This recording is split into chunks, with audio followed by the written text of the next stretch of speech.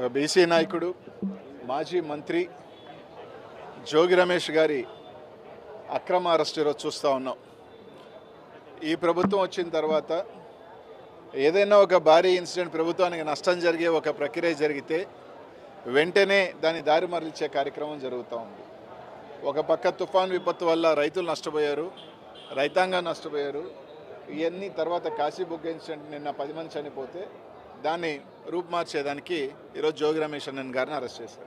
అసలు ఈ కేసుకి సంబంధించి నిందితులు ఎవరు? మీ పార్టీకి సంబంధించిన పోటీ చేసిన వ్యక్తులు. కనీసం వాళ్ళని అరెస్ట్ చేశారు ఈరోజు దాకా? లేదు. వాళ్ళని ఎవరిని ఈరోజు దాకా అరెస్ట్ చేయాల.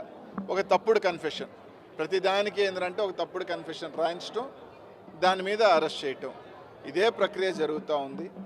ఈరోజు తప్పకుండా జగన్మోహన్ రెడ్డి గారు ఈరోజు ప్రజల్లో మళ్ళీ వస్తూ ఉంటే మేము పొరపాటు జరిగింది, తప్పు జరిగింది, జగన్మోహన్ రెడ్డి గారిని ఈరోజు ఈరోజు మేము ఆయన ఎన్నుకోకుండా ఏ విధంగా నష్టపోయామనేది ప్రజల్లో ఒక భావన ఉంది. కూటమి ప్రభుత్వం చెప్పిన దొంగ హామీల వల్ల కావచ్చు, లేకపోతే దొంగ ప్రామిసుల వల్ల కావచ్చు, మోసపోయామని ఒక భయం ఉంది. ఈరోజు ఎన్ని కప్పిపుచ్చేదానికి, ఈరోజు ఎన్ని చేసేదానికి ఒక అరెస్టులు తీసుకురావటం. ఈరోజు ఆయన జోగి రమేష్ గారు చెప్తున్నారు, మీరు సిబిఐ వేయండి, నా ప్రమేయం ఉంటే అరెస్ట్ చేయండి అని చెప్తున్నాడు. నిజంగా మీకు చిత్తశుద్ధి ఉంటే తప్పకుండా సిబిఐకి ఇవ్వండి. ఈ దొంగ లిక్కర్ మీద కోట్ల రూపాయలు ఏ విధంగా దోపిడీ జరిగిందో మీరు సిబిఐకి ఇవ్వండి. సిబిఐకి ఇచ్చి ఖచ్చితంగా నిజ నిజాలు వస్తాయి. అలా కాకుండా ఈరోజు కాశీబుగ్గలో జరిగిన ఇన్సిడెంట్ 90 సంవత్సరాల ఒక వ్యక్తిని తీసుకొచ్చి ఆయన మీద కేసు కట్టడం జరిగింది. ఇదే విధంగా ఎందుకు తిరుమలలో దేవస్థానంలో తొక్కిసలాట జరిగినప్పుడు ఆ ధర్మకర్త మీద లేకపోతే చైర్మన్ మీద ఎందుకు పెట్టలేదు? సింహాచలంలో జరిగినప్పుడు మాత్రం అక్కడ ఎందుకు పెట్టలేదు? అంటే మీకు పెద్దోళ్ళకి ఒక న్యాయం, సామాన్యుడికి ఒక న్యాయం.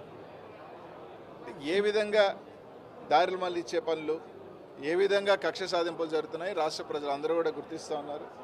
ఖచ్చితంగా మీరు ఎంత ఈ విధంగా పోతే తప్పకుండా వైఎస్ఆర్సీపీ శ్రేణుల కార్యకర్తలు, ప్రజలు అందరూ కూడా ఒకటే సమయం వస్తుంది. తప్పకుండా టైం అయితే ఉంది 3.5 సంవత్సరం, కానీ ఖచ్చితంగా రానున్న రోజుల్లో ఆ తగిన మూల్యం చెల్లించుకుంటారు. ఎవరు కూడా దీనికి అతీతులేం కాదు. తప్పకుండా మీరు చేసిన పనులన్నీ కూడా తప్పకుండా బంతి గోడకు కొట్టినట్టే వెనక్కి వస్తాయి తప్ప ఏమీ కావని చెప్పి తెలియజేస్తాం.